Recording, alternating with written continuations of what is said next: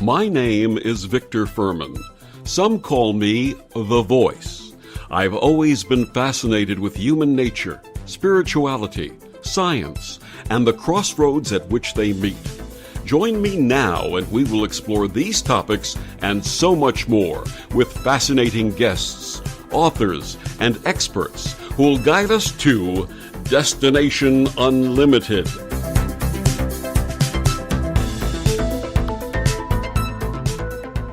It has been said by philosophers and seers that we are spiritual beings having a human experience. What does that mean?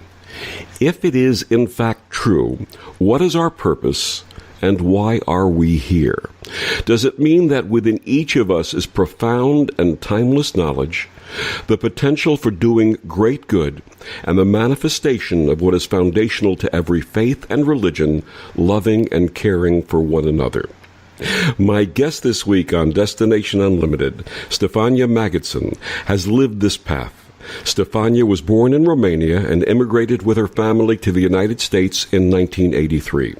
She received a Bachelor of Science in Health Education and a Master's in Applied Spiritual Psychology.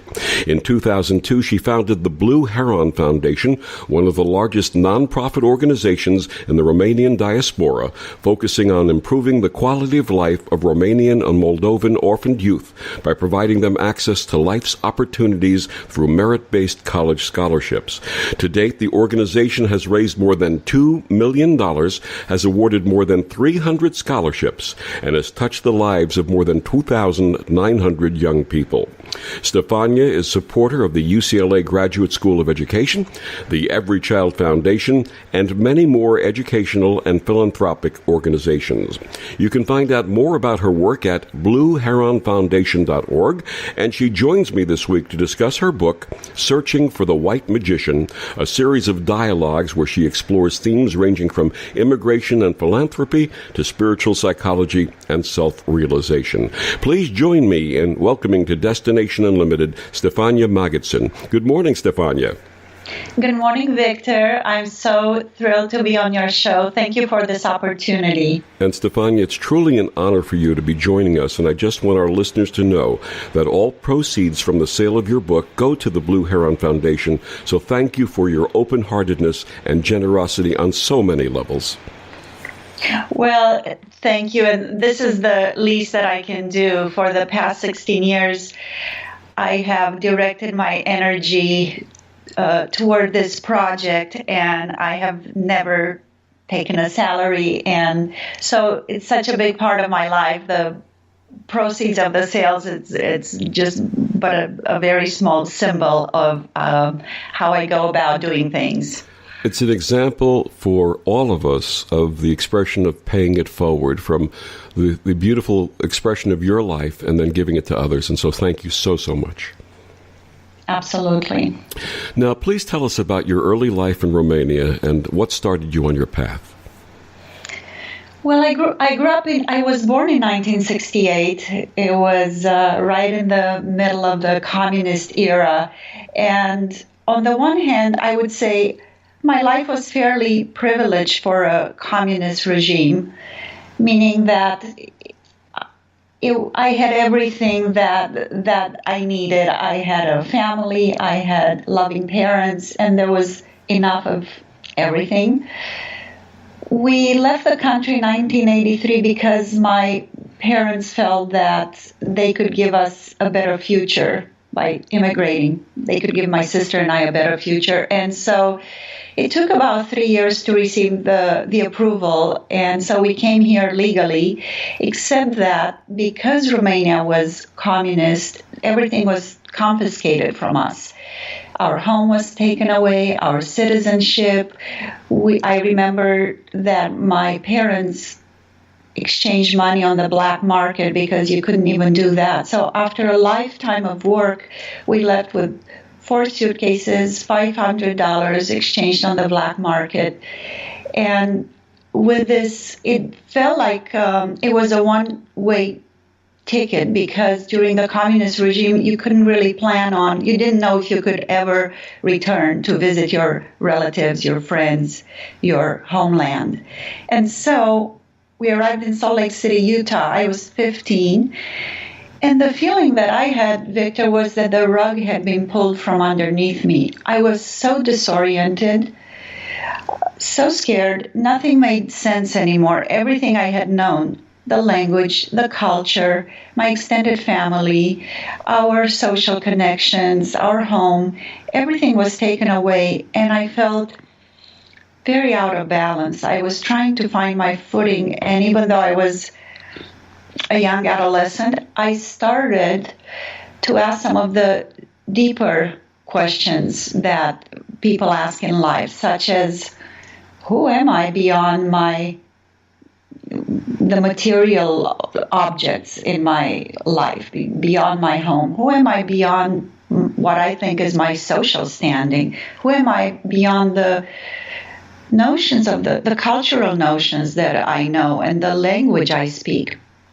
And I guess everything pointed me to my inner world and really getting in touch with my spirit, which is timeless, and it's beyond any geography and any of those kinds of reference points. And I think I was lucky to come across books such as The Power of the Myth by Joseph Campbell, and I remember reading a couple of books by Swami Rama, an Indian spiritual teacher. And little by little, I started to build this bridge in my new world, in my new life. But I had to do it from the inside. And even though I always intuitively knew that our spirit comes first and is, let's be honest, immortal, this experience that I have was so jolting, and I really came to experience that, to feel it, not just to learn it theoretically. I knew that that is the only part of us that is not defined by all these other points of reference, which change with time, with history, with geography, with changes of regime. And ever since then, I have cultivated a spiritual path, and I'm happy later on to talk to about how I did it later on with my master's degree, which is specifically in applied spiritual psychology. But that, in a nutshell, is the journey of the first 15 years. Now, how did your family happen to choose Utah? I'm curious about that. My aunt already lived there. She is even to this day, even though she's quite old by now. She restores paintings. She's very talented at being an art restorer, and she lived there. That's where she had found work in her field, and she sponsored us. It was a very bewildering place to land, but looking back, it was not a bad place because it was inexpensive and safe, and they had good public education. So it was not a bad beginning, even though it was so dissimilar from what I had known. Not to mention the beauty of the American West, right? Yes, the mountains around us and all the outdoors activities, which, by the way, again, because it took me so long to adapt, it took me years to discover. It sounds really strange, but it took me years to discover, but it is an incredibly beautiful place, yes. So what inspired you to write Searching for the White Magician? I think I got lucky with a friend. About 12 years ago, I was at a fundraiser here in New York, and I met a Romanian. She's a journalist, a poet, a screenwriter. I think she writes everything that, any form of writing that there is. And we started talking about the foundation, except that she really loved where I was coming from. She thought my answers were unusual and deeper than what she had expected. So she invited me to write an article about me for a Romanian literary magazine. And then we just had so much back and forth. The one article became 4, and then it became 13 articles published in 13 during 13 different months in this literary magazine in Romania. And there was a lot of interest from the public there, and a lot of feedback. And really, we realized at the end of the 13 months that we had a book which delved into topics ranging from philanthropy to spiritual psychology to immigration. There is even a chapter about dreams and a chapter about exploring femininity and feminism. So I think I just got lucky to meet Carmen, who engaged me in a very dynamic dialogue. And this is how the book came about. Now, writing as a dialogue or having this exchange with Carmen as a dialogue, how did that enhance the process of creativity? I love that, because you're not just sitting there saying, this is what I believe and this is what happened to me, therefore this is how things are. You have somebody there to contradict you, to ask you to clarify, to come from a slightly different angle. A friend of mine who has a degree in philosophy said, and I forgot exactly who was, Plato or Socrates. Mm-hmm. One of them only wrote in dialogue form. Yes. Mm-hmm. And it's just a very dynamic way of having a conversation and exploring ideas, which really worked for me. And I think it's just a great way to write. And I would tell the reader that also each chapter stands on its own, so they can just open the book and just read the chapter about dreams, and another day they can read about something else. So they don't build on each other, they stand on their own, and I think it's fun that way for how we read these days. My guest this week on Destination Unlimited, Stefania Magidson. She's the author of Searching for the White Magician, Spiritual Psychology, and the Manifestation of Destiny. And we'll be back with more of Stefania after these words on the OMTimes radio network.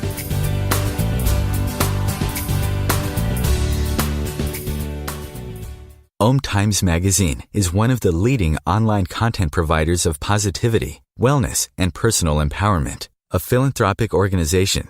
Their net proceeds are funneled to support worldwide charity initiatives via Humanity Healing International. Through their commitment to creating community and providing conscious content, they aspire to uplift humanity on a global scale. OMTimes, co-creating a more conscious lifestyle.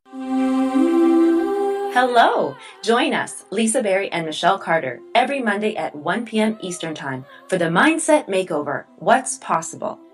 Get ready to become present, clear and unstuck, and start living fully, led by your heart. While you listen and feel this transformation through vibration of word, sound, and song, you'll open up to what's possible and experience your shift.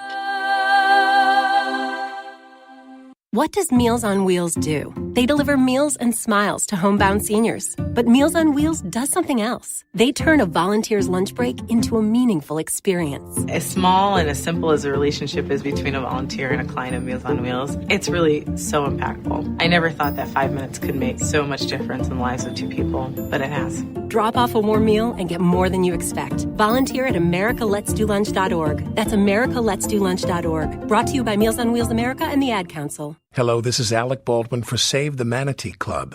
In an animated TV show, I was the voice of a marine biologist dedicated to saving Florida's imperiled manatees. It was a lot of fun, but there's a serious side too. Tragically, many of these gentle marine mammals suffer injuries or die from boat strikes, and their habitat is being lost. Manatees need your help. Please call 1-800-432-JOIN or visit www.savethemanatee.org.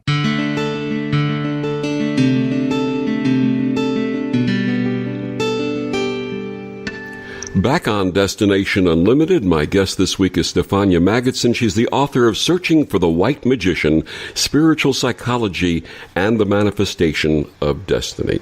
Stefania, so who or what is the White Magician? I believe that the White Magician is that it's really our higher self. You know, it's the part of us which understands the subtle notions of the universe and is in direct contact with our intuition. and also, I guess, aware of the subtle notions of the universe. We can't just make the decisions in our lives based solely on our rational mind. I think it's important over time to dismantle it and to also get in touch with our creative thinking, our visionary thinking, and I would say that's where the white magician comes in. It has helped me develop that part of myself. It has helped me to cultivate that part of myself during my life, because I did end up building sort of a big life and manifesting some of my biggest dreams. And I know that I started from zero when we came here and gave everything up. And I know that I had at least 10 years of incredibly hard work, struggling, so to speak, on Maslow's at the bottom of the pyramid, at just the pure survival level. So it is very important to listen with our inner ear and to make our decisions based from that place. So it's also, I thought it conjured an image of something magical and more tangible to get in touch with that magician inside of us, and pull out our imaginary sword, magic sword, and sort of go for our dreams. It's interesting that myself and a lot of the people in the communities that I belong to, when they were very young, were very much in touch with that inner magical self. And as adulthood ensued, perhaps put that away or forgot about it for a while, and then re-emerged into that in their mid to late 30s. I have so many friends who describe that and have grown accordingly since their mid to late 30s. I just turned 65 earlier this year.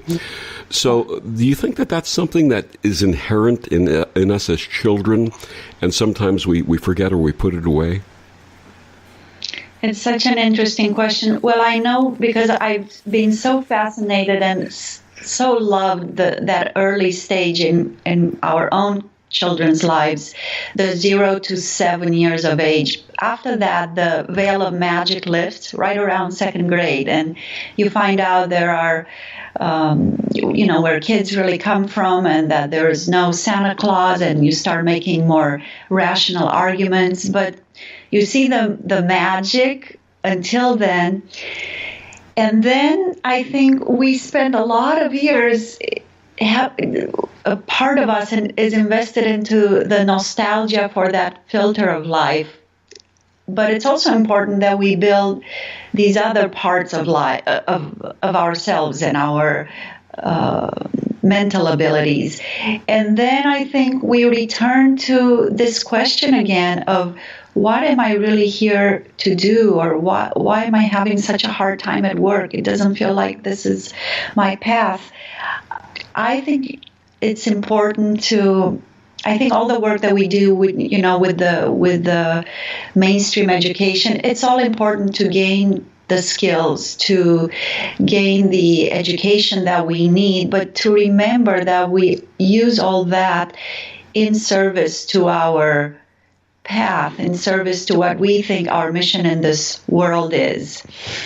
So, and I remember in my early 30s, I did ask myself that question. I had a certain amount of education and a certain amount of experience. My education was in public health and applied spiritual psychology. I had worked for the Department of Health for a while.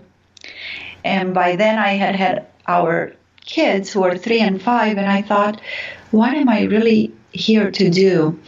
And that's when I started to think about other kids who did not have parents. It was just so apparent to me. And I think most of us, if we, again, listen with our inner ear and we go inside and tune in, we get animated by certain things around us. And, those certain things make us pause.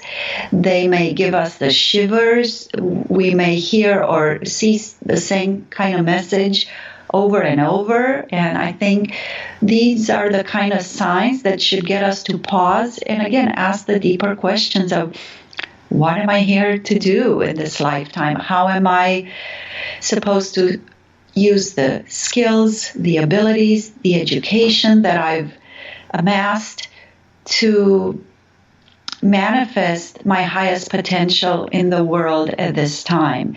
And it doesn't have, I have a service project that looks a certain way, helping Romanian and Moldovan kids who are orphaned receive a college, gain a college education. But everybody's calling is a little different, but I think it's so important to be aligned with it, to ask yourself that question and to be aligned with it. And for me, it was the early 30s when everything sort of lined up, but I think it varies and it could be a little bit later. I think it's so important that you feel aligned, because otherwise I think you're drained at the end of the day and life starts losing meaning and you feel just disconnected from life. I don't know how else to say it. No, that's perfect the way you're saying it. Philanthropy, in my estimation, you do this amazing, wonderful work, but philanthropy can be as simple as sitting and listening to someone who has something that they have to say, who's going through something and needs someone to listen to them without judgment and just give them the sacred space to process what they're going through. Isn't it something like that? Oh, absolutely. I mean, one of the most beautiful gifts we can receive is somebody being deeply present and authentic with us. That alone is an incredible gift. And philanthropy, believe it or not, I've come to learn after all these years, doing the work on yourself, healing yourself from whatever trauma, whatever patterns you've experienced that do not work for you anymore. This is philanthropic work too, because we are not a burden to others. We're not then a burden to family or society. So being a person who's more or less healed, I know it's a process, but who's more or less healed, who functions well, who has enough at the end of the day to give to others a little bit, but who goes through the world with this light because they've done work on themselves and they are not pulling energetically on others or taking from society without giving, just being productive and being a healed, balanced person is philanthropic, I think, for the planet. Wonderful. Now, we touched briefly on spiritual psychology. What is spiritual psychology and what is your experience with it? So when I took psychology classes, I took one or two in the undergraduate, and I even went back after my master's degree and attempted a PhD in psychology. I only finished the first year. But the traditional mainstream psychology, in spite of the etymology of the word, which has the word psyche as part of the word, which means spirit or soul, they really don't deal with that. They approach psychology as strictly the study of the mind and behaviors, and the soul, the spirit, is not taken into account at all. And so I was so thrilled when I found a program during my master's degree back then at Santa Monica, University of Santa Monica in Los Angeles, an accredited program that gave me a chance to learn about psychology, including our spirit, including our soul in its study. And not only that, it went beyond that. It had to be experiential. So everything we learned was based on also having the experience of something, not just theoretically learning about something. So all of the processes we did at school, the tools we learned and mastered, they were something we experienced, something we put into practice, and something we experienced in our everyday life. So I think that, let's see, I lost my train of thought for a moment there. I'll give you a quick example. During our second year in the master's degree, you know how in most master's degree you are asked to do a thesis, and we had a thesis, but we also had to do a project where we, within a 9-month period, we made an actual dream we've always had into a reality. So in that way, you demonstrated that you can actually apply experientially in your life these concepts, these theoretical concepts. So some of these projects were, losing the 30 pounds you've always struggled to lose and you couldn't, or having your own exhibit as a painter. Maybe painting was your hobby, but you never sort of took that next step. In my case, it was getting ready on a physical, mental, emotional, and spiritual level to meet my life partner. And that's basically what I did for a 9-month period. And then it just so happened that I did meet my future husband, and we've been together for the past 25 years. But basically, we had to demonstrate in the world of the 5 senses in the spiritual world that we mastered what we learned, and we had to demonstrate that in our projects. Beautiful. My guest this week on Destination Unlimited, Stefania Magidson. She's the author of Searching for the White Magician. Stefania, please tell our listeners where they can get your book and also find out more about your foundation. So you can buy the book on Amazon if you just put in my name, Stefania Magidson, or the title of the book, Searching for the White Magician. And you can find out more about our foundation at www.blueheronfoundation.org. And that's heron as in Heron, like the bird. And we'll be back with more of Stefania after these words on the OMTimes Radio Network.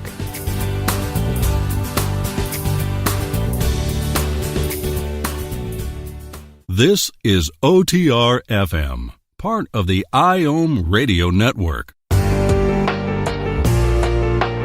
Are you in an interfaith relationship and thinking of getting married? For 18 years, Reverend Lori Sue Brockway has been creating personalized, loving, and romantic ceremonies for couples of all faiths and cultural backgrounds. Reverend Lori Sue's sensitivity to the needs of interfaith couples is reflected in the compassionate and inclusive way she addresses the concerns of parents and families. Reverend Lori Sue is also the author of several best-selling books on interfaith weddings and wedding vows. Selected as one of the top interfaith officiants by New York Magazine, Reverend Lori Sue serves couples in the New York metropolitan area and beyond. Find out more at her website, yourinterfaithwedding.com.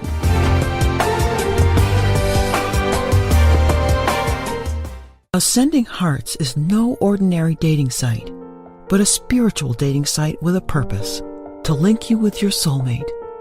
We engineer the serendipity so you can trust that you will attune with someone that has the same matching vibration as you. Ascending Hearts, the conscious dating site for the spiritually aware. Try Ascending Hearts for free, ascendinghearts.com. Circle of Hearts Radio is a sanctuary on the airwaves. Join me, Grandmother Elia, in the circle on Sunday, 2 p.m. Eastern, as I share information to both enlighten and nourish your soul. Hi, this is Bill Maher. I can find humor in almost anything, but one thing I never laugh about is cruelty to animals. If you don't get the joke either, write People for the Ethical Treatment of Animals, 501 Front Street, Norfolk, Virginia, 23510.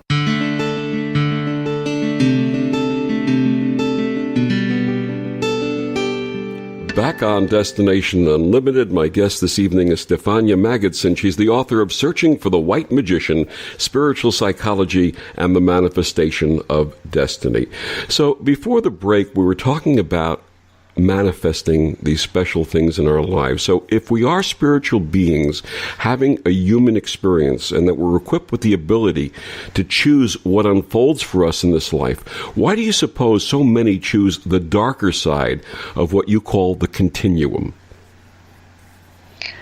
Well, I think that life is always a tango between us and the serendipitous in our life. And I think we get to choose a lot, but there are also situations when things are not as clear or the options are not that great. So I think we always have to go inside and just really get attuned to how we relate to what is happening when we don't have a lot of choice. I think that the more conscious we become, I think that the more we heal, the more we are able to choose consciously, even when perhaps on the physical level it seems like the choices are not that great. We still have the choice of how we relate to what maybe destiny is placing in front of us. So I would say, why do some people choose to hover at the darker end of the continuum? It's probably a combination of sometimes life not providing us with the best options, but also how we relate to ourselves and what we end up choosing. I think that's what can lead to sort of ending at that end of the spectrum.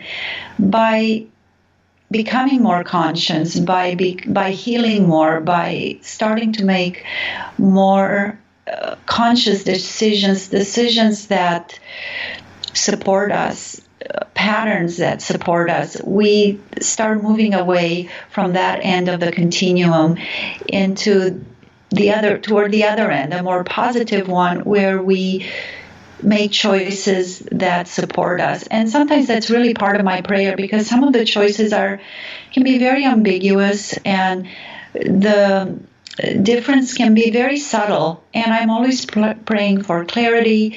I'm praying that I be able to distinguish what is a choice for my highest good and the highest good of all concerned. And I think we constantly clean that lens of choices. It can be a choice just to not engage with somebody in a particular conversation, or to say no to a particular contract, those type of choices. So I think the more we become conscious, which can happen through meditation and reading and inner work and surrounding ourselves with more conscious people, the more we do that, the more attuned we are to making choices that benefit and uplift us and ultimately lead us on a path and build a destiny that we are aligned with and happy with. I recently saw a film in which several of the characters gave these momentary dialogues talking about where they were in life.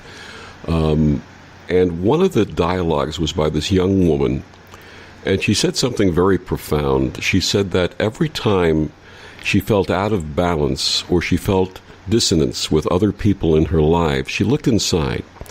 And wherever she found a hole, she realized that this hole was in the emptiness that was creating this dissonance. And she found that the hole was not the other person's hole, but it was her hole. It was the emptiness inside of her. And she started filling each of these holes with gratitude. And as she filled each of these holes with gratitude, it completely changed her life. What do you think about that? Yeah, I mean, it always comes back to us, to how we relate to what's unfolding.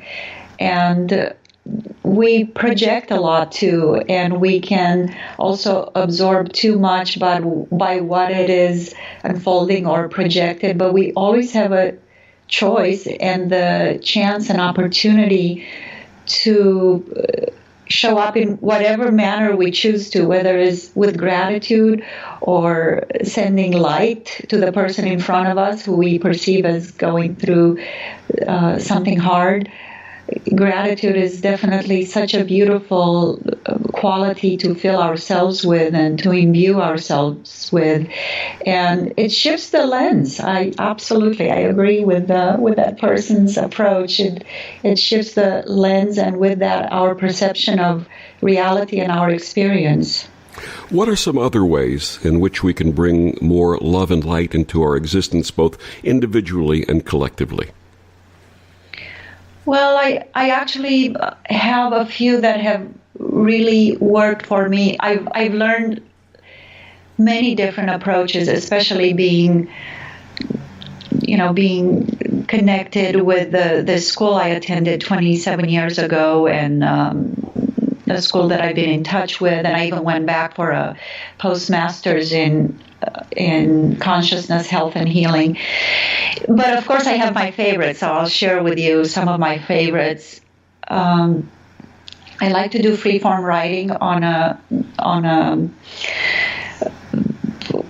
common basis. So sometimes I commit to 30 days in a row of half an hour a day of freeform writing, and I just start writing, and I write everything that comes to me. It's a purging process. It's the kind of writing you don't want to keep around. You want to burn or destroy after you're done doing it, but it's almost like doing a detox. You let go of so much stuff that no longer serves you. You are able to express, sometimes in even terrible terms, if that's what comes to you, whatever is present. It's a deep cleansing process, and also a process that brings you a lot of clarity. So I like to do this kind of freeform writing. It just moves me so much forward in going to the next step in my conscious awakening. Beyond that, I do a lot of dream work. This is one of my absolute most favorite tools. I think it's an incredible source of understanding of ourselves, and it enriches our life so much. Freud called the dreams the royal path to our subconscious, and I think it's this process of shedding light to what in the world is going on to this mysterious subconscious of ours. And in the dream world, our guard is down, and we really see some of our unresolved issues, some of the patterns that we are still trying to figure out and perhaps get beyond. Sometimes I have dreams that are premonitions, and sometimes I love it because they are healing. I have a lot of healing dreams. I mean, why go karmically is so much more expensive in quotation marks to go through a pattern in the real life. If it's a more negative pattern, we can analyze our dreams and resolve some of that in our dreams. I think doing a service project is another way of growing and cultivating a spiritual practice. For me, it's the foundation that I run. It's sort of help carrying the torch for those who cannot do it. Right now, they usually can after completing college and later on, but for a while we sort of help carry the torch for them. And it can be different for everyone, the kind of service projects that we do. It can be for a family member who's going through a hard time, working with animals, or just doing work on yourself if you feel that you're in a lot of need of growing and of healing. And it goes on, but these are some of my favorites. You talked about free-form writing and then ceremoniously, ritually burning the writings to let go of any feelings or negativity that may have been imbued into the writings. My wife and I, when we got married, we had both been in previous marriages, and we did an engagement ritual in which we took rose petals and we went down to a beautiful beach by the sea, and we took each of the rose petals and we gave forgiveness and gratitude to our former partners and to those who had been formative in our lives prior to that moment of our joining together, and imbued those into the rose petals and then cast the rose petals into the sea. And in doing so, felt great liberation. And we actually, my wife and I both teach this to others, not just as an engagement ritual, but as a personal ritual, to take the time to give forgiveness and thanks also to those who have come and touched our lives in various ways, whether they were positive or negative, and then release that energy into the sea. And we find it very powerful. Mm. What a beautiful and powerful ritual. I love that. And, hand in hand with the freeform writing, and it's in a way more similar to your ritual, is the soul-to-soul letters. And these are not letters where we express our annoyance or anger with someone. These are letters, so it's another tool or ritual that you can write to a deceased loved one or to an enemy that you just can't face, or somebody with who you never seem to find the right words when you're face to face.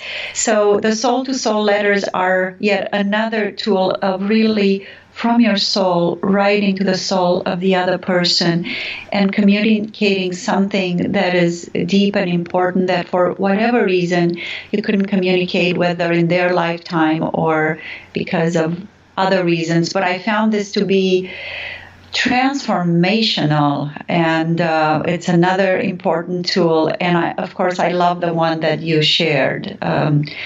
Rituals are incredible ways to cleanse, to move forward, to strengthen ourselves, to gain clarity, and really to jump to the next level of consciousness. So we need them in our lives. I'm a big lover of rituals and of tools who help us with that.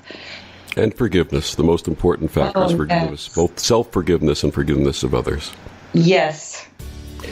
My guest this evening on Destination Unlimited, Stefania Magidson. Searching for the White Magician is her book, and we'll be back with more of Stefania after these words on the OMTimes Radio Network.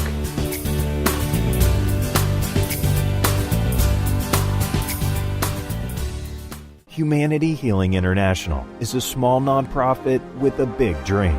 Since 2007, HHI has been working tirelessly to bring help to communities with little or no hope. Our projects are not broad mandates, nor are they overnight solutions, but they bring the reassurance that no one is alone and that someone cares. To learn more, please visit humanityhealing.org. Humanity Healing is where your heart is.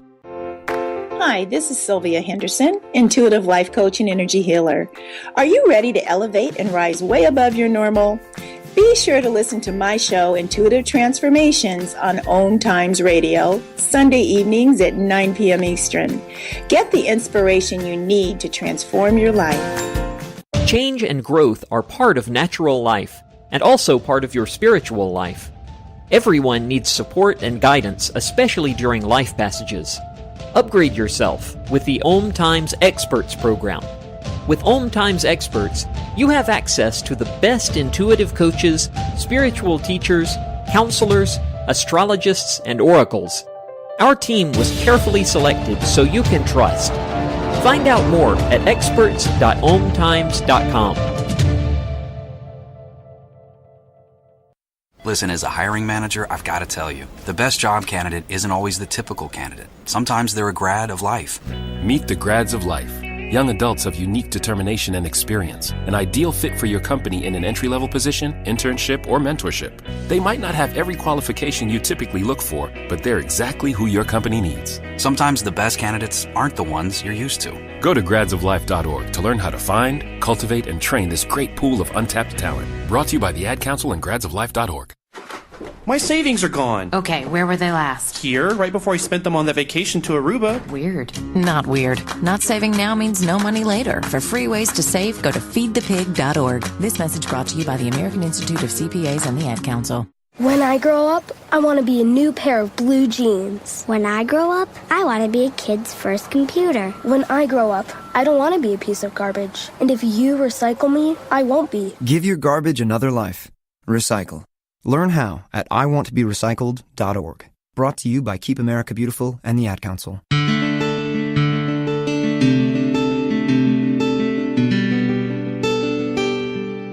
Back on Destination Unlimited, my guest this week, Stefania Magidson. She's the author of Searching for the White Magician, Spiritual Psychology and the Manifestation of Destiny.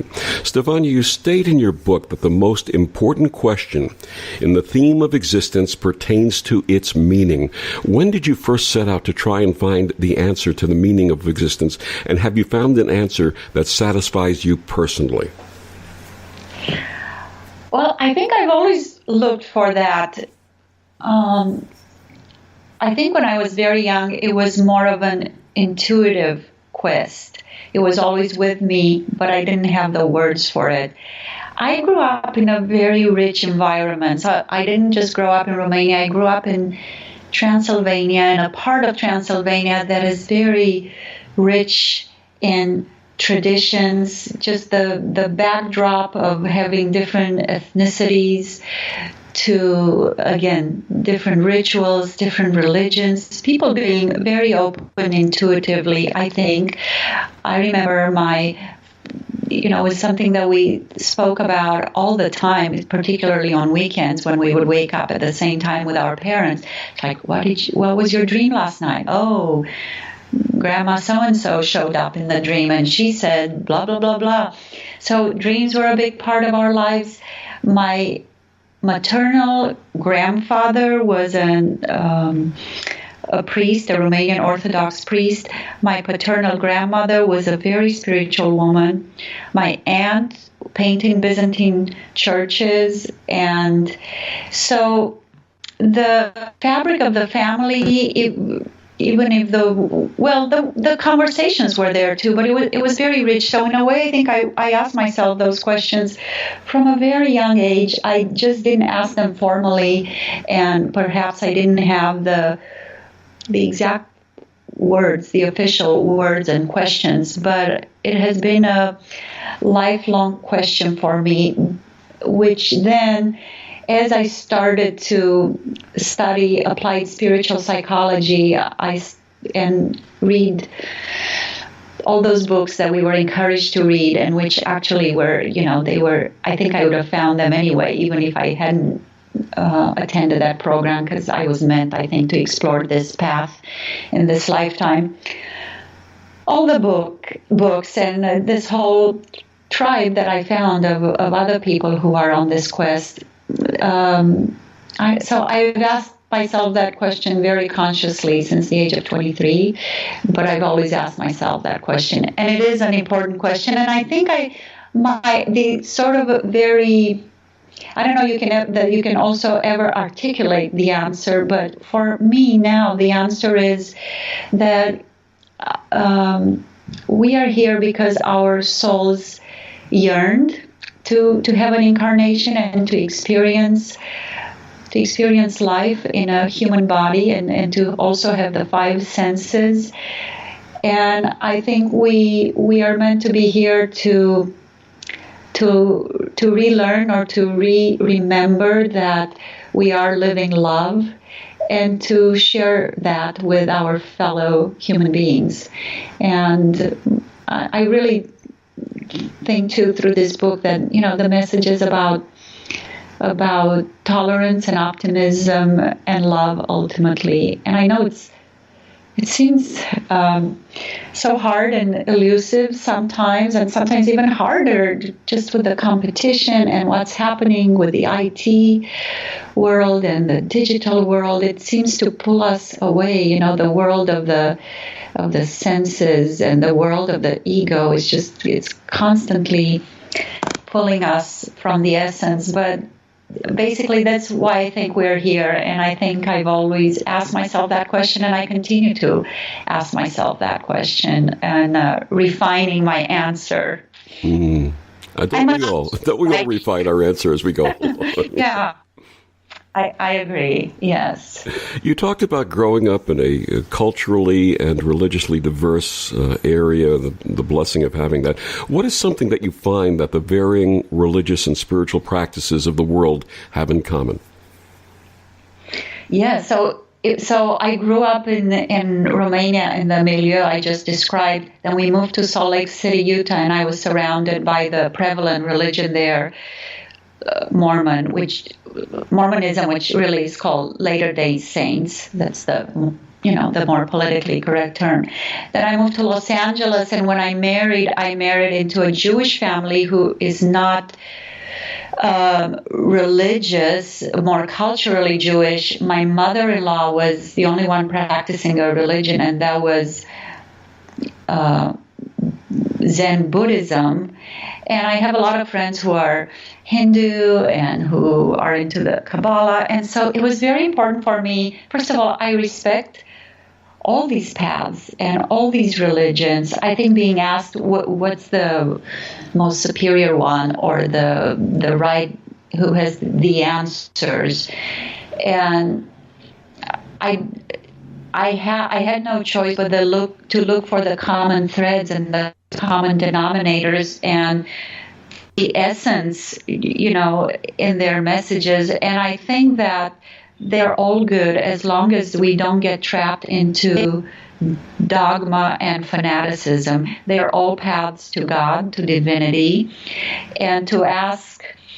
I would invite the listener to imagine that if you're asked, what's the best way to get from Los Angeles to New York? And some people may say, by airplane, no, by car, by bus, I like to walk, whatever. And people start arguing about the modalities where, in fact, all you want to do is to get from LA to New York. And it's sort of the same with connecting with the divine. I think the path is secondary. And I think the important thing is to get there. So the essence is to connect with the divine, and these are just tools. And meditation is a tool too. I think Ram Dass said, you don't want to become a meditator, you want to be liberated. So I think religions are tools, and I think it's important to not get trapped into dogma and fanaticism, and to find the essence of them, and through rituals and through teachings that are elevated spiritually. And they're metaphorical. It's so important to remember that, to not get stuck into, but the Bible says Jesus walked on water. It's so important to relate to the teachings in a metaphorical way. I think all these are wonderful tools, but again, to not get trapped in dogma and fanaticism, and that my way is the only right way. And as a student of interfaith and being an interfaith minister myself, studying all of the major religions and some of the lesser-known religions and faiths of the world, at the foundation of every one of them is the same message: love one another, take care of one another. Yes. Yeah, there it is, as simple as that. As simple as that. Who are some of your spiritual mentors?